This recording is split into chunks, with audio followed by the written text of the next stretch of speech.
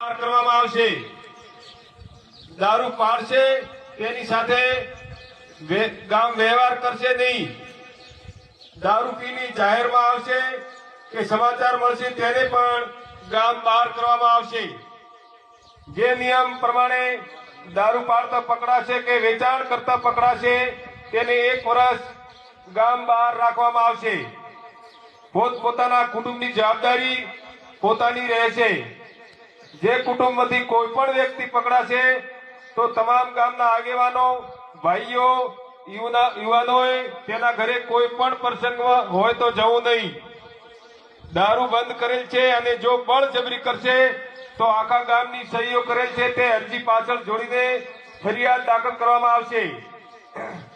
જે આ નિયમ મુજબ ન રહે તેને ગામમાં કોઈએ દુકાનવાળાએ શેમાન તથા ઘંટીવાળાએ તથા ડેરીમાં દૂધ લેવામાં પણ નહીં આવે।